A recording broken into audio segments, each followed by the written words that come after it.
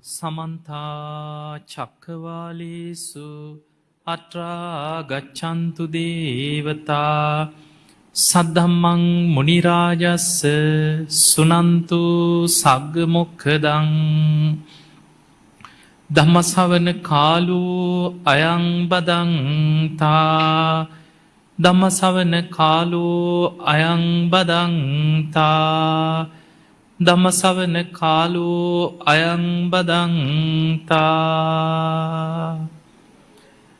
නමෝ තස්ස භගවතු වරහතු සම්මා සම්බුද්දස්ස නමෝ තස්ස භගවතු වරහතු සම්මා සම්බුද්දස්ස නමෝ තස්ස භගවතු වරහතු සම්මා සම්බුද්දස්ස සාදු කියන කවුරු සිල්මෑණියන් වහන්සේලා ඇතුළු පින්වත් ඔබ හැම දෙනාටමත් ධර්ම ශ්‍රවණය කරන ලක්වාසී ලෝවාසී හැම දෙනාටමත් මේ උතුම් ධර්ම ශ්‍රවණය නිවන් දොරටුවක් බවට පත්වේවා කියලා අපි මුලින්ම ආශිර්වාද ප්‍රාර්ථනා කරනවා. අද මේ ධර්ම දේශනාවේ ප්‍රධානම අරමුණ මීට තෙමස්සකට පෙර පරලෝ සැපත් විනිප්‍රීඩා හේවාවසම් ඒ මෑණියන් සිහිපත් කරලා ඒ මෑණියන්ට පින් අනුමෝදන් කිරීමේ අරමුණෙන් තමයි ඒ දියණිය ඇතුළු මේ පවුලේ පින්වතුන් එකතු වෙලා මේ ධර්ම දානමේ පින්කම සිදු කරා. ඉතින් මේ මිය පරලොව ගිය ඒ මෑණියන්ටත් සංසාරගත පින් අපේක්ෂාවෙන් ඉන්න සියලු ඥාතීනු සාදුකාර දිදී මේ පින් අනුමෝදන් වෙත්වා. ඒ අයගේ පරලොව ජීවිත සැපවත් වේවා සුවපත් වේවා සංසාර දුකින් අත මිදේවා කියලා සිහිපත් කරගෙන පින් අනුමෝදන් කරමින් ධර්ම ශ්‍රවණය කරමු. පින්වතුනි, එක බණ පදයක බුදුරජාණන් වහන්සේ දේශනා කරනවා ඒකස්මින් බ්‍රහ්මචරියස්මි සහස්සම් මච්චු බහයිනං කියනවා. මේ බුදු කෙනෙක්ගේ එක බණ පදයක මරු පරදවන රහතුන් ලක්ෂ ගණන් බිහි කරන බුද්ධ ශක්තියක් තියෙනවා. ඒක අපිට හොයන්න බෑ. අපිට මැනගන්න අපිට නුවණක් නෑ. හැබැයි ඒ බුදු කෙනෙක්ගේ එක බණ පදයෙන් කෙනෙක්ගේ ජීවිතයක් සම්පූර්ණයෙන් වෙනස් වෙන්න පුළුවන්. හිතාගන්න බැරි චරිත එක බණ පදේ අහලා ජීවිතේ සම්පූර්ණයෙන් වෙනස් කරගත්තා. දැන් බලන්න අඟුලිමාල කී දෙනෙක් කියන්නේ නැද්ද ඕක කරන්න එපා එපා කියලා. ඊළඟට මිනිස්සු පස්සෙන් කඩුව උස්සගෙන යනකොට කවුරුත් අනේ මට කොටන්න කියනවාද? වැඳ වැටෙන්නේ නැති. අනේ මාව මරන්න එපා කියලා. කී දෙනෙක් විලාප දෙන්නේ නැද්ද? අනේ අපේ අම්මව මරන්න එපා, තාත්තව මරන්න එපා, අයියව මරන්න එපා, අපේ ඇඟිලි කපන්න එපා කී දෙනෙක් කිව්වද? ඇහුවද? නෑ. ඒ හිත වෙන කිසිම කෙනෙක්ගේ කීමකට නැමුන්නේ. තමන්ගේ අරමුණේම හිටියා. හැබැයි බුදුරජාණන් වහන්සේගේ එක බණ පදයෙන් සම්පූර්ණයෙන් වෙනස් වුණා. අඟුලිමාල ඔබ නවතින්න මම නවතිලා ඉන්නේ ඔච්චරයි. ඒක බණ පදය මුළු ජීවිතේම වෙනස් කරා. ඒ මොහොතේ ඒ සැනින් අහනවා මං අහලා තියෙන ශ්‍රමණිය බොරු කියන්නේ නැහැ කියලා. හැබැයි මේ ශ්‍රමණයා මේ බොරුවක් නේද කීවේ? ඔබ වහන්සේ ඔය යන ගමන් නැවතුණා කියලා බොරුවක් නේද කීවේ කිව්වා. එතකොට බුදුරජාණන් වහන්සේ වදාළ අඟුලිමාල මම ඉපදෙමින් මැරෙමින් අකුසල් කර කර යන සංසාර ගමන මන් නවත්තලා ඉන්නේ. ඒ නිසා මන් නැවතිච්ච කෙනෙක්. ඔබ අකුසල් කර කර පව්කම් කර ඉපදෙමින් මැරෙමින් සසර යන කෙනෙක්. ඒ නිසා ඔබ අකුසල් කර කර යන සංසාර ගමන ඔබ නවත්තන්න මම නතර වෙලා ඉන්නේ කියෝ. ඔය බණ පදේ සැනින් වැටහුණා. දැන් බලන්න මේ වාඩි වෙලා නේ ස්වාමීනි මට බණ කියන්න කියලා අහගෙන හිටියේ නෑනේ. කඩුව උස්සගෙන බුදුහාඳුරුව පස්සෙන් පන්නගෙන කේන්තියෙන් ආපු කෙනා. හැබැයි අර එක බණ පදයෙන් කේන්තියක් නිවුණා. ජීවිතේ සම්පූර්ණයෙන් වෙනස් වුණා. අර ඇඟිලි මාලේ ගලවලා වීසි කරා. කඩුවත් වීසි කරලා ස්වාමීනි මට පිහිට වෙන්න ඔබ වහන්සේ මේ වනාන්තරයට වැඩි මාව බේරගන්නමයි කියලා වැඳ වැටුණා. එතකොට අපිට පේන එදා ඉඳන් මේ බුද්ධ ශාසනයට ඇතුල් වෙච්ච දවසේ ඉඳන් පුංචි සතෙක්වත් මරන්නේ නැතුව සිල්වත් වුණා. දෙව් මිනිසුන්ගේ වන්දනා ලබන රහතන් වහන්සේ නමක් වුණා. දැන් බලන්න අච්චර දරුණු අපරාධකාරයෙක් මිනිමරුවෙක් දෙව් මිනිසුන්ගේ වන්දනා ලබන රහතන් වහන්සේ නමක් වුණේ බුදු කෙනෙක්ගේ එක බණපදෙන් ජීවිතය වෙනස් කරේ. ඒ වගේ මේ ධර්මයේ තුල තියෙන මහා පුදුම බුද්ධ ශක්තියක්. ඒ නිසායි බුදුහාඳුරෝ පිරිනිවන් පානකොට ඒ වෙනකොට ශ්‍රේෂ්ඨ මහරහතන් වහන්සේලා හිටියා. මහණෙනි මගෙන් පස්සේ ධර්මයේ මෙන්න මේ කෙනා තමයි කියලා කාටවත් පැවරුවේ නැහැ. මෙන්න මේ ශ්‍රාවකයන් වහන්සේ තමයි මගෙන් පස්සේ ශාසනය ඊළඟ කෙනා කියලා කාටවත් පැවරුවේ නැහැ. බුදුරජාන් වහන්සේ වදාළේ ආනන්දය තථාගතයන් වහන්සේ පිරිනිවන් පෑමෙන් පස්සේ ශාස්ත්‍රවරයෙක් ඉන්නවා. ඒ තමයි ධර්ම විනය. ශාස්ත්‍රූන් වහන්සේ හැටියට පිළිගන්න කියෝ. එතකොට බුදුරජාණන් වහන්සේ පිරිනිවන් පානවත් එක්කම අපේ ශාස්ත්‍රූන් වහන්සේ බවට පත් වුණේ ඒ බුද්ධ වචන ධර්ම විනය. ඒ නිසා පින්වතුනි ධර්මයට ගරු කරන කෙනාට ධර්මයේ පිහිටන.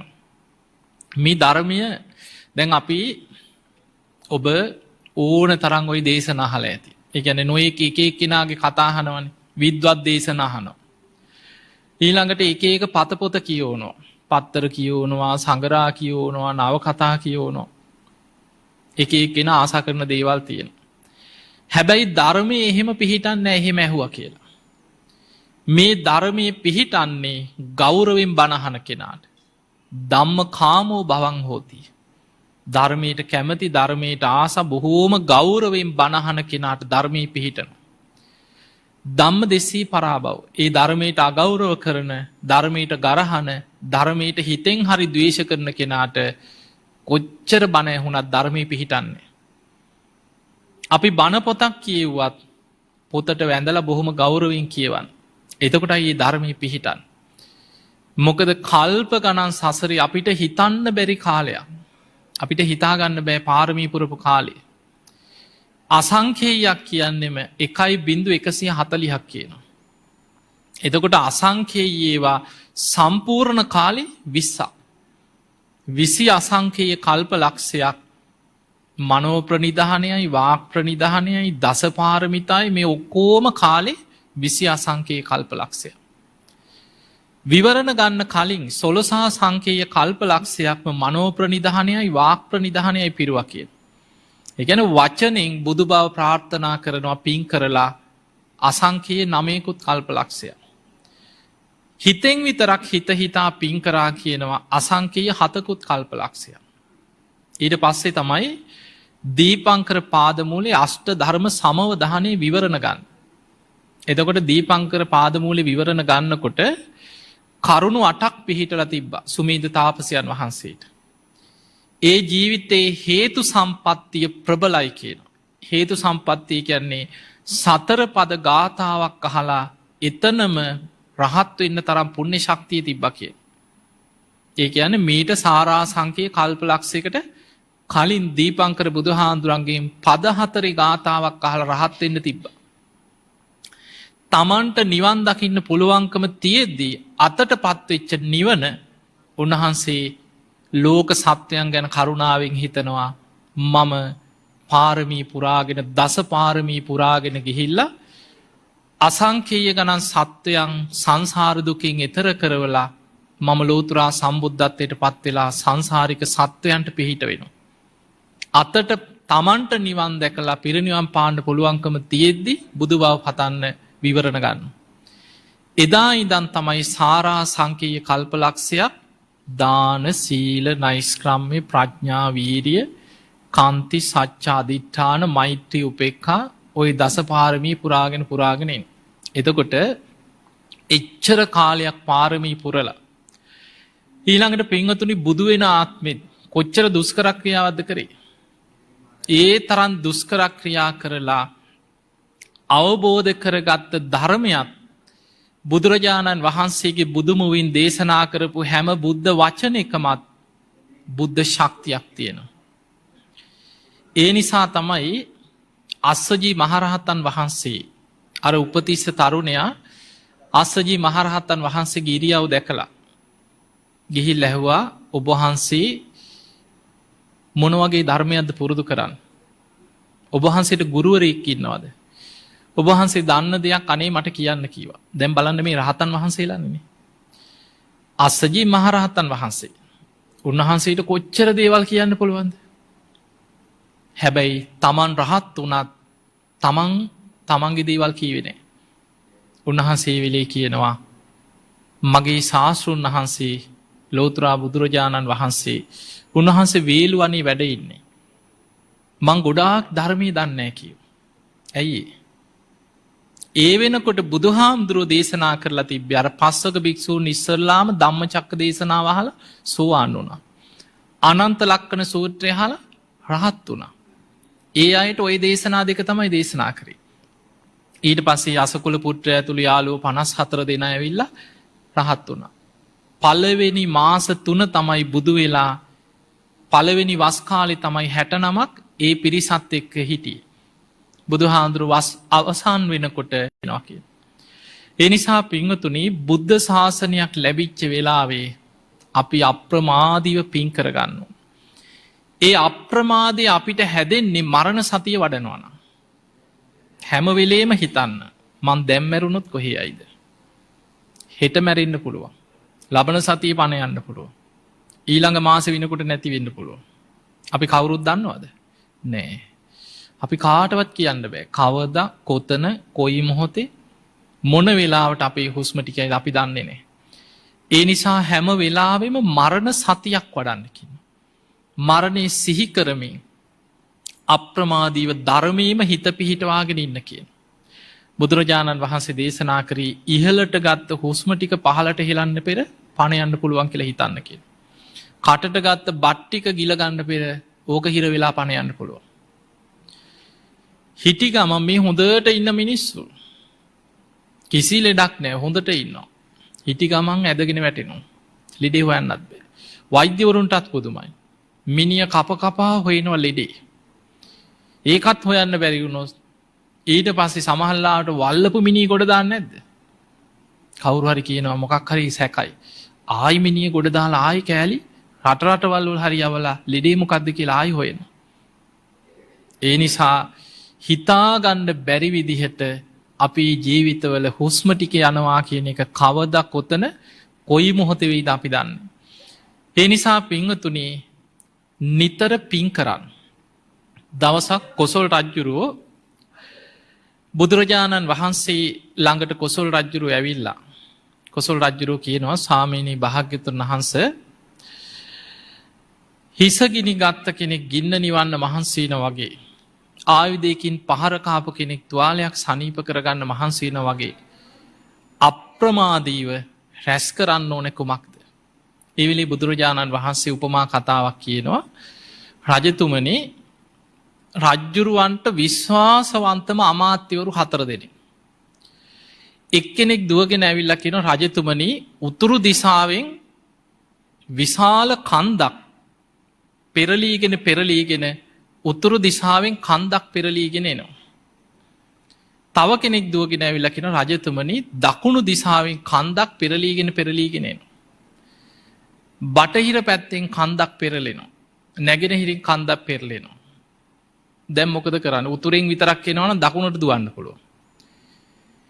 එතකොට 4 දිශාවෙන් විශාල කඳු 4ක් පෙරලීගෙන එනවා කියලා විශ්වාසවන්තම අමාත්‍යවරයෙක් කිව්වොත් රජතුමා මොකද කරන්නේ? ස්වාමීනි මොනවා කරන්නද? රජා වුණත් කරන්න දෙයක් නැහැ. කරපු පිනක් කුසලයක් සිහි කරගන්නව ඇරෙන්න කියෝ. බුදුරජාණන් වහන්සේ වදාළ රජතුමනි ජාති ජරා ව්‍යාධි මරණ කියන මේවා පෙරලි තමන් කරා එනවා කියෝ. ඒ නිසා හිසගිනි ගත්ත කෙනෙක් ගින්න නිවන්න මහන්සි වෙනවා වගේ ආයුධයකින් පහරක් කාපු කෙනෙක් තුවාලයක් සනීප කරගන්න මහන්සි වෙනවා වගේ හැම වෙලාවෙම අප්‍රමාදීව කුසලයේ හිත පිහිටවන්න කිය. අපි චුට්ටක් බලමු අපිට සරලව එදිනෙදා ජීවිතය තුළ කොහොමද කුසලයේ අපි හිත පිහිටත්. අපි මේ බණ ඇහුවට ධර්මයේ දියුණු කරාට මරණාසන්න මොහොතක කුසලෙ හිත පිහිටනවා කියන ලේසි දෙයක් නෙමෙයි. ඒ අපි දන්නේ නැති නිසා මැරෙන වෙලාව. කොයි මොහොතේ මැරෙයිද අපි දන්නේ නැහැ. සමහර වෙලාවට කේන්ති ගිය වෙලාවක පණ යන්න පුළුවන්. ලොකු ද්වේෂ හිතකින් කාට හරි බැන බැන ඉන්නකොට පපුව හිර වෙලා පණ යන්න පුළුවන්. ඒ නිසා අපි දන්නේ නැහැ කොයි වෙලේ මැරෙයිද. ගුටි කාලා මැරෙයිද. එක්කෝ අකුණක් ගහලා මැරෙයිද. වහලයක් කඩාගෙන වැටලා මැරෙයිද. අපි දන්නේ නැහැ. ජීවිතේ මොන වගේ අනතුරක් මොන වගේ විපතක් අපි කරයිද අපි දන්නේ. ඒ නිසා අපිට හැම වෙලාවෙම කුසලයක හිත පිහිටවලා අකුසල් යටපත් කරලා බලවත් කරනවා නම් එකක් තමයි බුදුගුණ මනසිකාරය. ඊළඟ එක තමයි පුළුවන් තරම් කරපු පින් හිතලා පිනේ හිත පිහිටවන්න. දැන් සමහර අය මුගලන් මහරහතන් වහන්සේ දවසක් දිව්‍ය ලෝකෙට වැඩම කරපු වෙලාවේ දෙවි කෙනෙක් දැකලා අහනවා පින්වත් දෙවිය ඔබ මේ තරම් දිව්‍ය සැප සම්පත් ලැබුවේ මොන වගේ පිනක් කරලාද? එතකොට කියනවා අනේ ස්වාමීනි මට කියලා මගේ අතින් කරපු පිනක් නැහැ කිව්වා. හැබැයි මම බොහොම අසරණ කෙනෙක් මාත් යාචකයෙක් වගේ හිඟමනින් තමයි කියනවා කාගෙන් හරි දෙයක් ඉල්ලගෙන ජීවත් වුනේ. හැබැයි මං ඉන්න තැනට පිණ්ඩපාත එනවා ස්වාමින් වහන්සේලා. දුගී මගේ යාචකයන අසරණ එනවා කෑමක් හොයාගෙන. තමන්ට දෙන්න දෙයක් නැති වුණත් අත දිග ඇරලා පෙන්නවා කියනවා අන්න අතනට යන්න. අර අසවල් ගෙදර දන් දෙන තැන. අන්න අතනට ගියොත් නම් දාන ටික වරදින්නේ. අතනට ගියොත් බත් හැන්දක් හරි හම්බේ අන්න අර ගෙදරින් දන් දෙනවා කියලා තමන් දුන්නේ නැතත් දෙන තැනට අතදී ගෑරලා අතින් පෙන්නවා කියනවා. ඒ පිනෙන් තමයි කියනවා මට මේ සැප සම්පත් ඔක්කොම ලැබුණේ. එතකොට අපිට පේනවා අපිට කරගන්න බැරි වුණත් තව කෙනෙක් කරන දෙයක් හරි අපි අනුමෝදන් වෙන්න දක්ෂ වෙන්න ඕන. දැන් අපි හිතමු අපිට පින් අපිනක් කරගන්න අපි අතේ සල්ලි නැහැ කියලා හිතමු. අපි ආසයි ලොකු පින්කමක් කරන්න. නමුත් අපිට එහෙම සල්ලි භාගෙ නැහැ. අපිට ලොකු ප්‍රශ්න ගොඩක අපි ඉන්නේ. හැබැයි කවුරු හරි බොහෝම ලස්සනට වියදම් කරලා පින් කරනවා. එහෙම දකින්නකොට මතක තියාගන්න සසර පුරුද්ද තමයි මුදිතාවට වැඩිය බලවත් වෙන්නේ ඉරිසියාව. පිනේදිත් ඉරිසියාව එනවා. මුන් කරනවා මට කරගන්න බෑනේ කියලා එක පාට හිතේ ඇතුලේ එනවා ඉරිසියාව. හිත ඇතුලෙන් ඒකට ඊට පස්සේ බනිනවා. ඒ වගේ වෙලාවක මතක තියාගන්න තමන්ට පින් කරගන්න බැරි වුණත් අනේ සාදු කොච්චර දෙයක්ද. ඒ අය හරි පිනක් කරගන්න අනේ මාත් ඒ පින අනුමෝදන් වෙනවා සාදු සාදු කියලා කෙනෙක් කරන පින අනුමෝදන් වෙන්න. ඒක විශාල පිනක්. ඒ නිසා පින් කරන එකත් පිනක් කෙනෙක් කරන පිනක් අනුමෝදන් වෙන්න පුළුවන් නම් ඒක තවත් පින බලවත් වෙන පිනක්. මේ පිනේ වටිනාකම අපිට කිසි වියදමක් නැතුව පින් කරගන්න පුළුවන්. පින් කරන්න සල්ලිම තියෙන්න ඕනද? සල්ලි තියෙනවා නම් ඒත් පින් කරන්න පුළුවන්. එහෙම සල්ලි නැතත් පින් කරගන්න පුළුවන්. බුදුරජාණන් වහන්සේ පෙන්නවා මහණෙනි මගේ දිලිඳුම ශ්‍රාවකයෝ. ඒ අය දිනපතා පින් වැඩෙන පින්කම් තියෙනවා. අපි උයා පියාගත්ත ඉඳුල් වාජන හොදලා විසි කරනවා. ඉඳුල් වතුර විසි කරන්නේ නැද්ද? ඒවා විසි කරනවා. පිඟානක් හොදලා විසි කරනවා. ඔය ඉඳුල් වතුර ටික ඕකේ බත් ඇටේ ඇටේ හරි අහුලගෙන කන සත්තු නැද්ද? සමහරට පණුවෙක්. එක්ක කුංචි කුරුල්ලෙක් ලේනේ. අර එක බත් ඇටයක් ඇති දවසක කුසගින්න නිවා ගන්න. එතකොට හිතන්න කියනවා මේ ඉඳුල් වතුර ටික මේ ප්‍රාණීන්ට ආහාරයක් වේවා. ඒ සත්වයන්ගේ කුසගින්න නිවේවා. පුංචි පිනක් නෙමේ ආත්ම 100ක් ආනිසංස ලැබෙන පිනක් කිය. එතකොට එක ආත්මයක් නෙමෙයි එක සතෙකුගේ කුසගින්න නිවන්න පුළුවන් නම් ඒකේ ආනිසංසේ ආත්ම 100ක් සංසාරේ අපිට හම්බ වෙනවා කිය. මතක තියාගන්න පින් කරනකොට දැන් වෙස්සන්තරාත්මේ අමාරුම දේ අපිට පේන්නේ මේ පාරමිතා අතර. පාරමිතා අපි අහලා තියෙනවානේ දාන, සීල, නෛෂ්ක්‍රම්‍ය, ප්‍රඥා, වීරිය, කාන්ති, සච්ච, අදිඨාන, මෛත්‍රී, උපේක්ඛා. ඔය පාරමිතා 10න් පටන් ගන්නෙම කොතනින්ද? දාන පාරමිතාවෙන්. අපේ බෝසතාණන් වහන්සේ සාරා සංකේය කල්ප ලක්ෂයක් ඔය දස පාරමිතාම වඩාගෙන ආවා. අමාරුම එක මොකද්ද? හිතෙන්නේ ප්‍රඥාව කියලා. ඒවත් අමාරුවෙන් වැඩුවා. අන්තිමටම ඉතිරි වුණේ බුදුවෙන්න කලින් සම්පූර්ණ කරගන්න දාන පාරමිතාව. එක අමාරුයි. හිතන තරන් ලේසි නෑ. දාන පාරමිතාව සම්පූර්ණ කරගන්න බැරි වුණේ අන්තිමටම. අපේ බෝසතාණන් වහන්සේ තුසිත දෙව්ලොව ඉපදුනා. සක්‍ර දෙවියන් බැලුවා බෝසතාණන් වහන්සේගේ පාරමී සම්පූර්ණයිද. ඒ වෙන්නකොට අනිත් ඔක්කොම සම්පූර්ණයි දාන පාරමිතාව තව ටිකක් ඉතිරි වෙලා සම්පූර්ණ කරන්න. ඒ වෙලාවේ සක්‍ර දෙවියන්ගේ අගමෙහෙසි කවුරු අතර ඉපදිලා හිටියා කල්ප ලක්ෂයක් පාරමී පුරනවා බුදුවෙන ආත්මේ මව් පදවිය ප්‍රාර්ථනා කරන කෙනා. දෙව්ලොව හිටියේ සක්‍ර දෙවියන් විධාන කරා ඔබ මනුලොව ගිහින් කුසතී දේවී හැටියට මනුස්ස ලෝකෙට ගිහිල්ලා උපදින්න. තුසිත දෙව්ලොව හිටිය බුදුවෙන ආත්මේ පිය පදවිය ප්‍රාර්ථනා කරගෙන කල්ප ලක්ෂයක් පිරුම් පුරපු දේවතා. ඔබ යන්න කියව මනුලොවට සංජීතයන රජ්ජුරුව හැටියට මනුස්ස ලෝකෙට යන්න කියලා කලින් මනුස්ස ලෝකෙට එව්ව. ඒ අය මනුලොවට ඇවිල්ල රජකං කරනකොට දෙවියන් අපේ බෝසතාණන් වහන්සේට වැඳලා ආරාධනයක් කරා මහාවීරයන් වහන්ස ඔබවහන්සේගේ දාන පාරමිතාව කොටසක් සම්පූර්ණෑ. ඒ දාන පාරමිතාව පුරන්න සම්පූර්ණ කරගන්න කුසතී දේවියගේ කුස පිළිසිඳ ගන්න කියලා ආරාධනයක් කර. ඒ ආපු ආත්මි තමයි වෙස්සන්තරාත්මි. බුදුවෙන්න කලින් හත්වාරයක් මහපොළොව කම්පාවනා කියනවා වෙස්සන්තරාත්මි දන් දෙනකොට. හැබැයි මතකතියාගන්න ඒ වෙස්සන්තරාත්මය තුළ දන් දුන්නේ සිල්වතුන් හොය හොයා නෙමේ. සිල්වත්තු හොය හොය දන්දුන්න අනන් තාම සංසාරය ඉන්නවහින. පාරමී පුරාගණ්ඩ බෑහෙන. බෙස්සන්තර රජ්ජුරුව හැමවෙලේම හිතනවා ඉල්ලන යදියන්ට නෑබෑ නොකයා දන් දෙන්න ලැබේවා ලැබේවා. එක ලේසි දෙයක් නෙමේ එහෙම දන් දෙන්න බෑ. ඇයි අපි හැමවෙලාවෙම දානයක් දෙනකොට අපේ හිත හොයන්නෙම ඒ දෙන කෙනාගේ අඩුවක් හොයනවා අපි. අපි හැමවෙලාම ඒ ගැන හොය හොයා ඒක වටිනාකම් බලන මට කොච්චර ලැබෙයිද. මේක ආනිසංස පැත්ත මච කොච්චර ලැබෙයිද. මේ දෙන කෙනා මේක පරිහරණය කරේ කොහොමද. එහෙම හිත හිතා එයාගේ ගුණ හිතන. දැම් බලන්න විස්සන්තරාත්මේ තමන්ගේ ඇස් දෙක වගේ දරුව දෙන්න දන් දුන්නේ කාටද. ජූතකයට ජූතක බමුණ. මේ බමුණ සිල්වතෙක් නෙමේ. බොහෝම යකෙක් වගේ දරුණු රාක්ෂයෙක් වගේ පෙනුමක් තිබ්බ බොහොම දුෂ්ට කෙනෙ. ඇවිල්ල ඉල්ලුවේ අනේ මට දරුවනෑ දරුකමට දෙන්න කියලද. නෑ. මට වැඩකාරකමට මේ දරුව දෙන්න කියලා ඉල්ලුව. ඒ වෙලාවේ තමන්ගේ ඇස් දෙක වගේ දරුව දෙන්න දේශනාවතින උබෝ පුත්තා නමේ දෙසා මේ දරුව මට හතුරු නෙමෙයි කියන. ඇස් දෙක වගේ මගේ දරුව මට ප්‍රියයි මනාපයි කියන. ඒ ප්‍රියමනාප දරුව දෙන්න අත් දෙකෙන් අල්ලගෙන ගිහිල්ලා මේ ජෝතක බමුණගේ අත උඩ තියලා පැන්කෙන්නේ පැන් වඩනකොට ඇස් දෙකින් කඳුළු නෙමේ ඉල්ලේ ආව කියන. එතකොට මහපොලෝ කම්පා වෙනවා. දේවතාවරු සාධකාර දෙනවා අකලට වැස්සක් ඇද හැලෙනවා පාරමිතාව සම්පූර්ණ වෙනවා.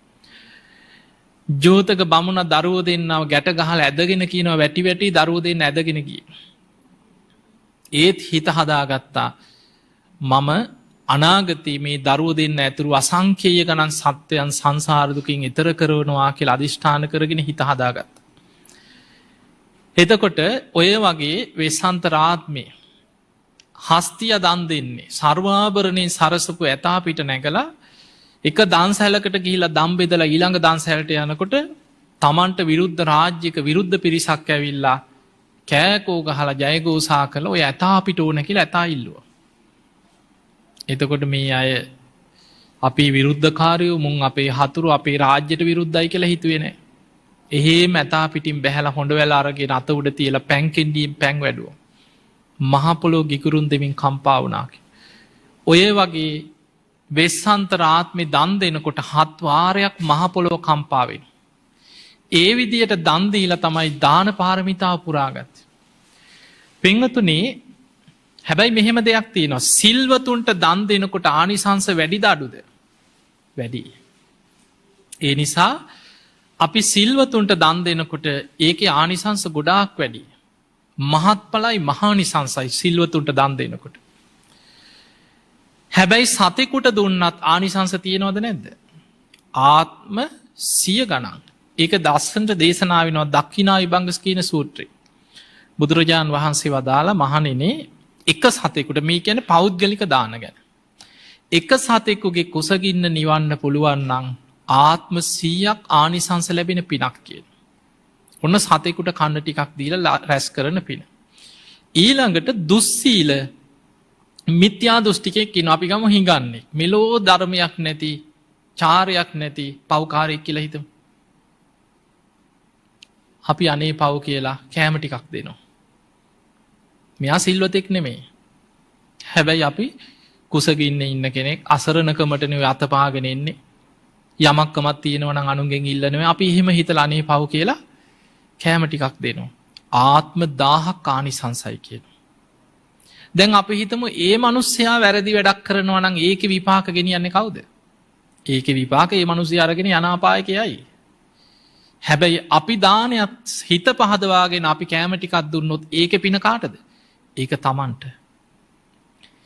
ඒ නිසා අපි අනුන්ගේ සිල් හොයන්න ගියොත් මොකද වෙන්නේ? අපිට පින් කරගන්න තියෙන අවස්ථාවල් අතට එන අවස්ථාව අපි අහිමි කරගන්න. ඒ නිසා දේශනාවේ තියෙන අංගුත්තර නිකායේ තික නිපාසි සූත්‍රයක් තියෙනවා මහණෙනි දානයක් නොදී ඉන්නවට වැඩිය භයානකයි කෙනෙක්ගේ දානයක් වළක්වන එක. දැන් අපි හිතමු අපි නොදී ඉන්නවා. මන් දෙන්නේ නැහැ. ඒක මගේ ප්‍රතිපත්තිය කියලා දෙන්න නැතුව ඉන්නවා. තව කෙනෙක් ඉන්නවා දන් දෙන්න යනකොට එකපාරට පනිනවා දෙන්න එපා. ඕන් කසිපුකාරයෝ. ඕක හොරෙක් දෙන්න එපා. ඔහොම කියන්නේ නැද්ද? කියනවනේ. එතකොට බුදුහාඳුරෝ දේශනා කරන මහණෙනි කෙනෙක් තව කෙනෙක්ගේ දානේ වළක්වනකොට කරුණු 3කින් 3 දෙනෙකුට අනර්ථයක් වෙනවා කියන. ඒ තමයි දෙන කෙනාට රැස් වෙන්න තිබ්බ පින යාට නැති කරලා දාන. ලැබෙන කෙනාට ලැබෙන්න තිබ්බ ලාභය ඔහුට අහිමි කරන. ඒ දෙකටම කලින් දෙන්න එපා කියලා කියනකොට තමන්ගේ ගුණේ තමන්ම නසා ගන්නවා කියන තමන්ගේ හිතේ තමන්ම ද්වේෂ හිතකින් දානයක් වළක්වලා තමනුත් අකුසල් කරගන්නවා. දෙන කෙනාගේ පිනත් නැති කරනවා ලැබෙන කෙනාගේ ලාභයත් නැති කරනවා. එතකොට 3 දෙනෙකුටම අනර්ථයක් වෙනවා කියන. ඒ නිසා පින්වතුනි මතක තියාගන්න අපිට සසරේ දැන් අපි පෙර මොනවා වුණත් අපිට ප්‍රශ්න ඇති. හැබැයි අපි ගොඩක් සසරේ මොනවා හරි පින් කරලා තියෙනවා. අද සමාජයේ මේ කෝටි ගාණක් ඉන්න ලෝකේ කන්න නැති මිනිස්සු කොච්චර ඉන්නවද කියලා බලන්න. දැන් ලංකාවේ අපි නිකන් කතාවට කියනවා ඔය හැමදේම හරියනවා මේ රටේ බඩකින්න ඉන්න මිනිස්සු නැහැ. ඔය නිකන් විසිකරත් පැලවෙන රටක්. හැබැයි කන නැති මිනිස්සු නැද්ද? ඉන්නවා. බත් ඇටින් ඇටේ අහුල අහුල කන මිනිස්සු දැකලා නැද්ද? කුණු බාක්කි වලට අත දාගෙන කනවා දැකලා නැද්ද? මම දන්නේ නැහැ මේ ඊපෙරේද මම දැක්ක පත්‍ර කෑල්ලක තිබ්බ එකක්. ඒ අසරණකම ඒකෙද ගොඩාක් දුක් ගැනවිලි කියලා තියෙනවා. ඒ දරුවා රෑට නැකිලා බිත්තියේ තියෙන මැටි කෑලි අරගෙන කනවා කියන බඩ මේ කුසගින්නට. ඔබ දැකලා ඇති අන්තර්ජාලයේ තියෙනවා අප්‍රිකානු රටවල් වල සමහර රටක් තියෙනවා මැටි වලින් රොටි වගේ හදලා වේලලා ඒව කන්නේ. ඉන්ටර්නෙට් එකේ තියෙනවා. එතකොට බලන්න මේ තරම් දියුණු ලෝකේ කර්මය කියන්නේ සමහරු ඉන්නවා කන්නනේ. එතකොට ඒවා සසරේ තම තමන් වපුරපු දේවල් තම තමන් සංසාරේ අරගෙන යන. අපි කොහොම හරි සසරේ දන් දීලා තියෙනවා. ඒ නිසා අපිට ලැබෙනවා. සසරේ දන් දීලා නැත්නම් ඒකේ විපාක සංසාරේ විදෝ යන්න වෙනවා. දැන් බලන්න රහත් වෙන්න කියන්නේ. පැවිදි වුණත් එහෙමයි. අර සුමනා කියන සූත්‍රයේ බුදුහාඳුරෝ ඒ දේශනාවේ පෙන්නනවා යාළුවෝ දෙන්නෙක් ඉන්නවා. එක්කෙනෙක් හොඳට පින් කරනවා භාවනා කරනවා. එතකොට පිනුත් කරනවා භාවනාත් කරනවා. අනිත් කෙනා පින් කරන්නේ නැහැ. භාවනා විතරක් කරනවා. දෙන්නම යාළුවෝ. දෙන්නම මරණින් මත්තේ දිව්‍ය ලෝකේ උපදිනවා. පින් කරපු කෙනා මහේශාක්‍ය දෙවියන් අතර සැප සම්පත් බහුල දේවතාවෙක් වෙලා දිව්‍ය ලෝකේ පහළ වෙනවා. භාවනා විතරක් කරපු පින් කරගත්තේ නැති කෙනා දිව්‍ය ලෝකේ උපදිනවා භාවනා කරපු පිනෙන්. හැබැයි අල්පේ ශාක්‍ය දෙවිවරු අතර සැප සම්පත් අඩු දේවතා කොට්ටාසෙක උපදින. මේ දෙන්න සසර පුරුද්දට දෙව්ලොව හිටියත් මුණ ගැහෙනවා යාළු මිත්‍රයෝ. ඔහොම ඉදන් දෙව්ලොවින් චුත වෙලා මනුලොවට එනවා. පින් කරගත්ත කෙනා රජ පවුලක රාජකුමාරයෙක් හැටියට උපදිනවා. පින් කරගත්තේ නැති කෙනා එකටම දිව්‍ය ලෝකෙන් චුත වෙලාවත් ඒ මාලිගාවටම දෙන්න එකට ආවේ මාලිගාවට. දෙව්ලොවින් චුත වෙලා හැබැයි මාලිගාවෙම වැඩකාරියෙක්ගේ කුසෙන් දරුවෙක් හැටියට ඉපදුනේ දුප්පත්ම විදිහට. එතකොට අර පිනෙන් තමයි උපත, කර්මයෙන් තමයි එතනට ඇදිලා යන්නේ.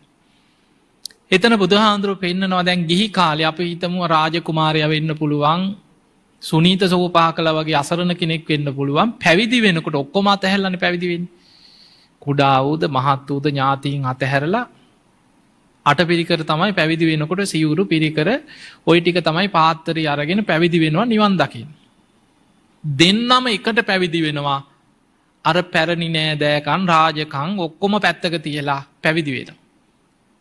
පැවිදි වෙච්ච දවසේ ඉඳන් පින් කරපු කෙනාට සිව්පසේ බහුලවම ලැබෙනවා කියන. එයා කොහේ හිටියත් දාන ටික වරදින්නේ නැහැ කියන. එයාට හොඳ දායකයෝ හම්බෙනවා.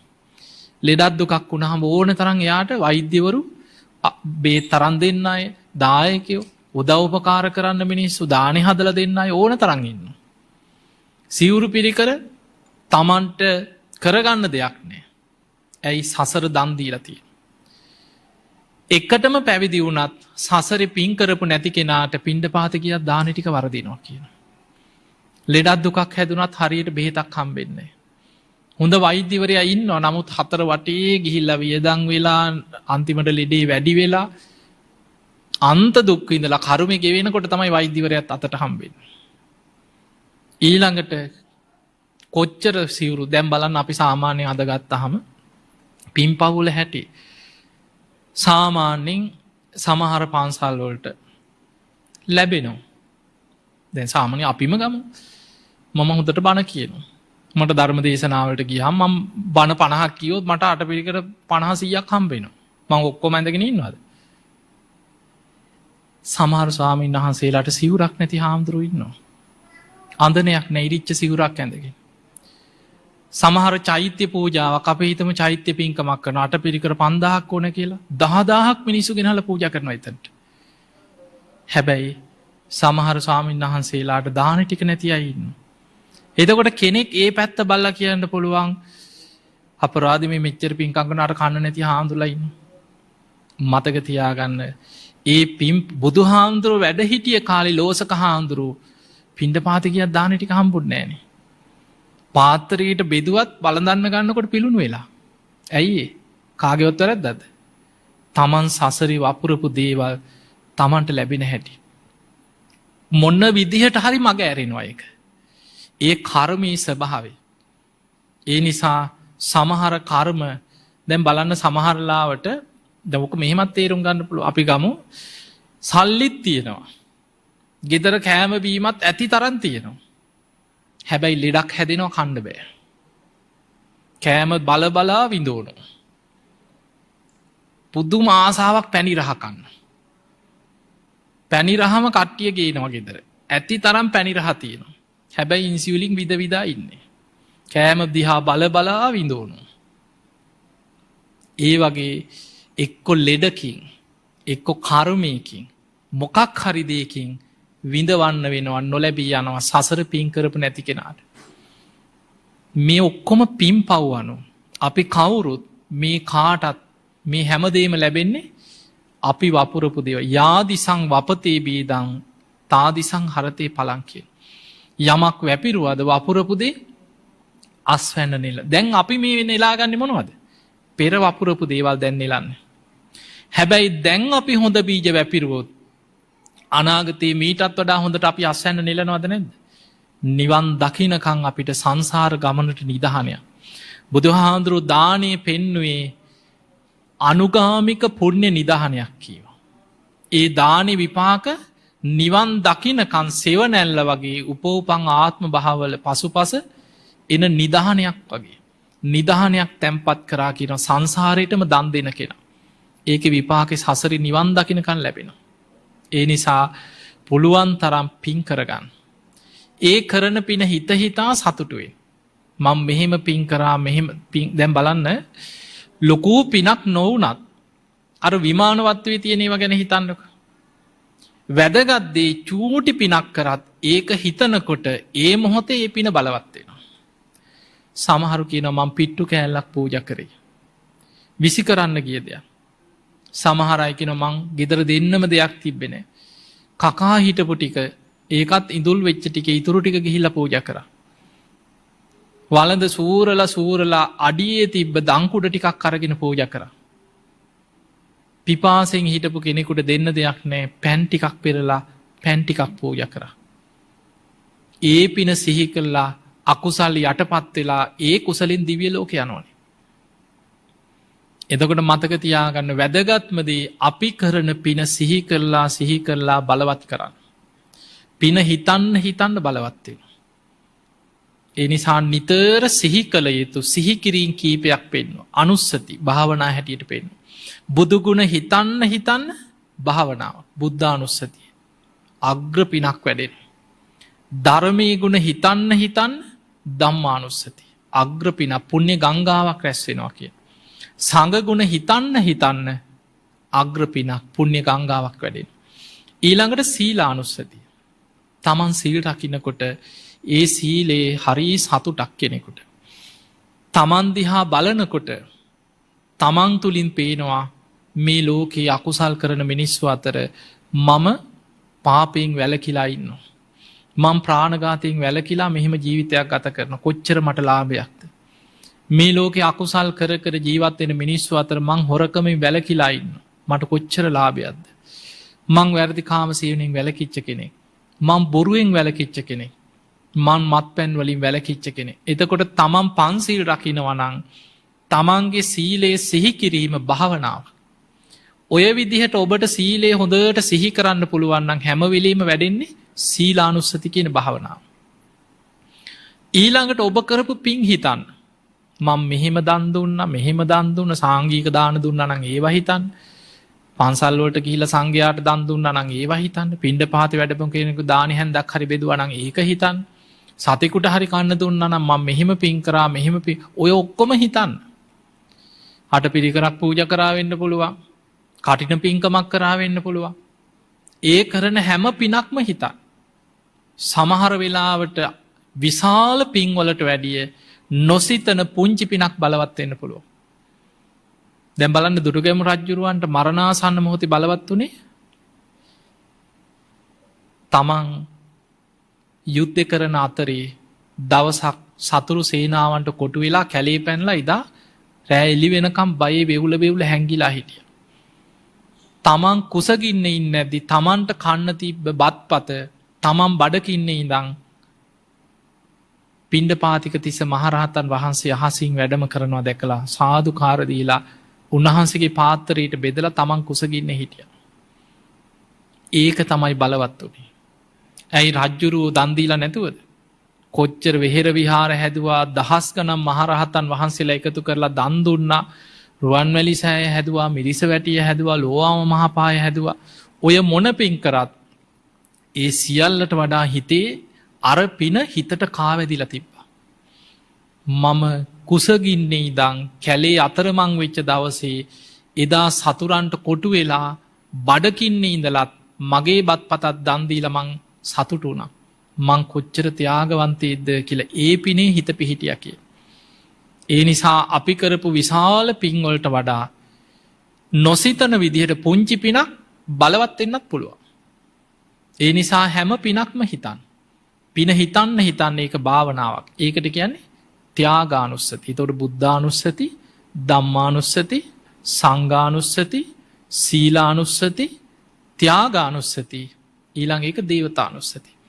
අර අනුස්සති භාවනා සියල්ලම වඩනවා නම් ඒ ගැනම හිතනකොට සුගතිය හිත පිහිටන. ඒක භාවනාවක් හැටියට හිත පිහිටවන්න පුළුවන්. ඒකට කියනවා දේවතානුස්සතිය. ඔන්න ඔය අනුස්සති පහ ආර්ය ශ්‍රාවකයා නිතර වඩන්න කිය. ඒ නිසා පින්වතුනි භාවනාවක් හැටියට හිත පුරුදු කරන්න කුසලයක් තුළ සද්ධාවි පුරුදු කරන්න, සීලේ පුරුදු කරන්න, දානයේ තුළ පුරුදු කරන්න, ඔය වගේ කරුණු ටික ටික ජීවිතේ පුරුදු කරගෙන යනකොට තමන්ගේ හිත කුසලයේ තුළම වැඩීගෙන යනවා. ඒ නිසා අපි දන්නේ නැහැ අපේ හුස්ම ටික කවදා හුස්ම ටිකයයිද. අපි බොහොම වාසනාවන්ත පිරිසක් අපිට ධර්මය හොඳට අහන්න ලැබිච්ච කාලයක් අද. ගොඩාක් ධර්මය බලවත්වෙච්ච කාලයක් දැන්. ඒ නිසා මේ අවස්ථාවෙන් උපරිම ප්‍රයෝජනයක් ගන්න බණහන් එක බණ පදයක ඔබට මතක ඇති මන් දේශනාය මුලින්ම කිව්වා එක බණ පදයක් ඒ කස්මින් බ්‍රහ්ම චරියස්මින් සහස් සම්මච්චු බහිනක් එක බණ පදයක බුදු කෙනෙක්ගේ මරු පරදුවන රහතුන් ලක්ෂ ගනම් බිහි කරන බුද්ධ ශක්තිය තියෙන. ඒ නිසා බොහෝම ගෞරවයෙන් බණහන්න අපි දන්නේ නෑ අපේ ජීවිතේම වෙනස් කරන බණපදය අපිට අපේ හිතට කොයි වෙලේ ඇහෙයිද කියලා. සමහර අයට නොසිතන විදිහට මුළු ජීවිතය වෙනස්සේ. සමහර පිස්සුවෙන් ආපු අය. දැම් බලන්න පටාචාරා තමන්ගේ දරුවෝ දෙන්නත් නැති වෙලා ස්වාමියත් නැති වෙලා අම්මතාත්තත් මැරිලා අන්තිමට ඇගේ ඇඳුමකුත් තියෙනවද සිහියක් නැතුව පිස්සුවෙන් දුවගෙනාවේ. බුදු හාමුදුරන්ගේ එක බුද්ධ වචනින් සිහිය මතු වුණා. ඒ තමයි බුද්ධ වචනේ තියෙන වටිනාකම. එක බුදු වදනේ සිහිය පිහිටිය. අර සිහි විකල් වෙච්ච සිහියාව. ඒ දේශනාව හිතට පිහිටිය. ඊළඟට තිසාගෝතමි දරුවා මැරිලා අඩාගෙනාවේ. බුදුරජාණන් වහන්සේගේ එක උපක්‍රමයකින් ධර්මය හිත පිහිටිය. ඒ නිසා මේ බුදු කෙනෙක්ගේ ධර්මය කියන්නේ අපිට ලැබිච්ච මහා පෙර පිනකට ලැබිච්ච වස්තුව. ඒකෙන් උපරිම ප්‍රයෝජනයක් ගන්න. ඉතින් ඔබ හැම දෙනාටම මේ හුස්ම ටික යන්න පෙර අප්‍රමාදීව සද්ධාදී ගුණ ධර්ම දියුණු කරගෙන පින් කරගෙන ධර්මයේ වඩාගෙන උතුම් ධර්මයේම අවබෝධ කරගන්න වාසනාව ලැබේවා ලැබේවා ලැබේවා කියලා අපි ආශිර්වාද කරනවා. ඊළඟට පින්වතුනේ සියලු දෙවියෝ සාදුකාර දිවීමේ පින් අනුමෝදන් වෙත්වා. ඒ දෙවියන්ගේ දිව්‍ය අසීසුරු වර්ධනය කරගෙන සියලු දෙවියෝ උතුම් නිවනටම පත්වේවා කියලා සාදු කියලා පින් දෙන්න. ඒ දෙවියන්ගේ පිහිට රැකවරණ ආශිර්වාදය ඔබ හැම දෙනාටමත් ලැබේවා ලැබේවා කියලා ආශිර්වාද කරමු. ඒ වගේම මේ බුද්ධ ශාසනය තුළ උතුම් ගුණ ධර්ම පුරණ මේ මෑණියන් වහන්සේලාත් නිදුක් වේවා නිරෝගී වේවා සුවපත් වේවා. උතුම් ධර්මාවබෝධයේ පිණිසම මේ පින ආශිර්වාදයෙන් දිවිපිදූ රණවිරුවන් හැම දෙනාගේම මිය පරලොවගේ සියලු ඥාතීන්ට පින් දීමත් විශේෂයෙන් දරණාගම කුසදමනායක මාහිම්පාණන් වහන්සේ මීට වසර 2කට ආසන්න කාලයකදී අපවත් වී වදාළ පූජනීය නායක හඳුරන් වහන්සේ සාදුකාර දීමේ පින් අනුමෝදන් වෙත්වා. උන්වහන්සේ ප්‍රාර්ථනීය බෝධියකින් උතුම් නිවනටම පත්වේවා කියලා සාදු කියලා පින් දෙන්න.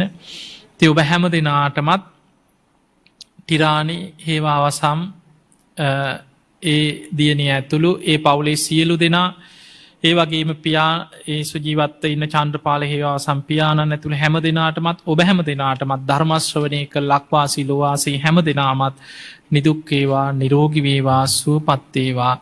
ගන්න හෙලන හුස්ම රැල්ලක් පාසා තබන පියවරක් පාසා තුනුරුවන්ගේ අනන්ත ආශිර්වාද රැකවරණ සැලසේවා.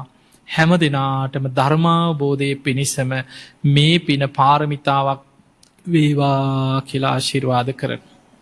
ඔහොම යදගන්න. අභිවාදන සීලිස්ස නිච්ඡං වද්ධා ප්‍රචායිනෝ චත්තාරෝ ධම්මා වඩ්ඩಂತಿ ආයුවන්නෝ සුඛං බලං ආයුරාරෝග්‍ය සම්පatti සග්ග සම්පatti මේවච අතෝ නිබ්බාන සම්පatti මිනාති සමිච්ඡතු. හැම දිනාම නිදුක් වේවා නිරෝගී වේවා සුවපත් වේවා සුවපත් වේවා සුවපත් වේවා. හැම දිනාටම තෙරුවන් සරණයි. සාදු සාදු